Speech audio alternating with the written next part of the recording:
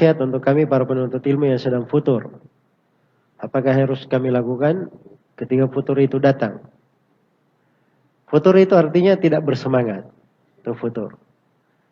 Dan itu kadang ada suatu sisi bersifat manusiawi pada manusia. Ya, karena itu di Musnad Imam Ahmad dari Abdullah bin Amr bin As juga datang dari seorang sahabat tidak disebut namanya. Dua orang sahabat yang meriwayatkan dari Nabi sallallahu alaihi wasallam. Rasulullah sallallahu alaihi wasallam bersabda, "Inna likulli amalin syirra wa likulli syirratin fatra. Wa man kanat fatratuhu ila sunnati faqad ihtada. Wa man kanat ila ghairi dzalik faqad halak." Sungguhnya di belakang setiap amalan, sungguhnya pada setiap amalan ada syirrah.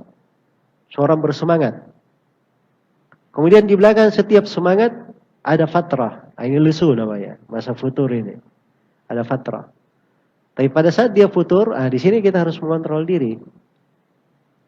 Ya, kalau fatrahnya, futurnya itu tetap di atas sunnahku, maka dia mendapat hidayah.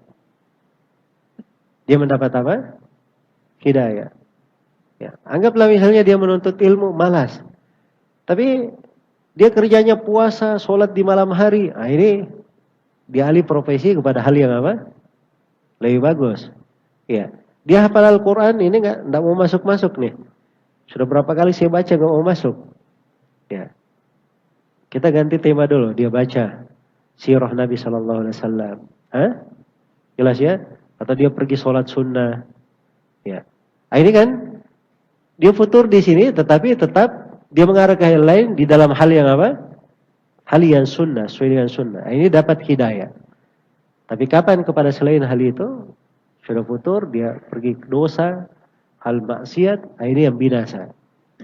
Karena futur itu kadang dalam bentuk ujian, datang ujian dan cobaan. Namanya kehidupan ya, ada ujian dan cobaan. Iya.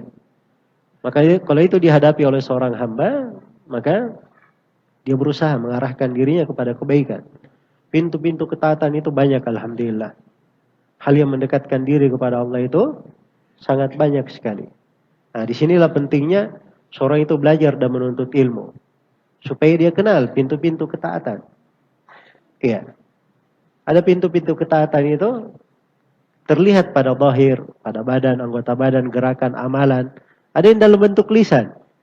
Ada pintu ketaatan terkait dengan hati. Nah, ini yang terkait dengan hati ini paling banyak amalan ketaatan di dalam hati. Dan itu sangat menakjubkan sekali. Karena itu Abu Darda radhiyallahu taala anhu disebutkan kebanyakan ibadahnya adalah tafakkur. Abu Darda. Ya, dia tidak terlihat misalnya banyak sholat dan seterusnya, tapi beliau banyak merenung. Banyak merenung. Nah, itu amalan-amalan hati yang besar di situ. Dari rasa cinta, rasa harapan, rasa takut kepada Allah Subhanahu wa taala, kerinduan berjumpa dengan Rabb-nya dan sebagainya dari ibadah-ibadah di dalam hati. Nah, ini kalau dia kenal pintu-pintu ibadah, futur itu biasanya hanya mendekati orang yang cuma kenal 1, 2, 3 ibadah saja. Ya, dia sudah bolak-balik di situ, akhirnya dia menganggap bahwa dirinya ini bosan dengan hal tersebut. Tapi kalau dia mengenal banyak pintu ibadah, maka insyaallah taala futur itu lebih apa? Lebih mudah untuk dia hindari. Iya.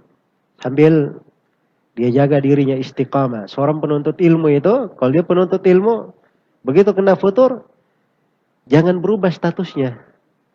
Dia penuntut ilmu tetap penuntut ilmu. Jelasnya? Kalau penuntut ilmu merubah status, itu yang repot. Ya, futur, penuntut ilmu berubah menjadi pedagang. Ya, pedagang nggak ada masalah, bagus berdagangnya. Cuman dari penuntut ilmu tiba-tiba jadi pedagang, ini kan kasihan namanya. Berbalik, ya dari hal yang tinggi menjadi hal yang apa? Hal yang rendah. Ya harus dia tahu bahwa akhirat itu lebih utama dari dunia. Apapun bentuk dunia itu, mau jadi pejabat, pemerintah, namanya penuntut ilmu, itu lebih berharga. Ya. Saya ingat Syekh Mukbil rahimahullah ta'ala, beliau di atas kursi, ngajar, kata beliau, kursi saya ini, itu lebih berharga daripada kursi presidenan, kata beliau. Saya nggak mau cari apapun dari hal tersebut. Ini lebih berharga bagi saya dari dunia dan segala isinya. Nah, itu seorang penuntut ilmu seperti itu. Harusnya dia mengetahui bahwa dia kalau memang penuntut ilmu itu adalah nikmat yang sangat besar yang Allah anugerahkan kepadanya. Jangan dia cari nikmat yang lain. Jangan dia cari hal yang lebih rendah daripada itu. Makanya dijaga status itu sebagai seorang penuntut ilmu. Dia belajar. Nah, selalu hadir di majelis taklim. Ada faedah yang selalu dia ulangi. Ada hal yang selalu dia dengarkan. Nah, itu dia jaga, dia pelihara. Nah, insya Allah ta'ala itu akan membantu itu istiqomah. Biidnillah.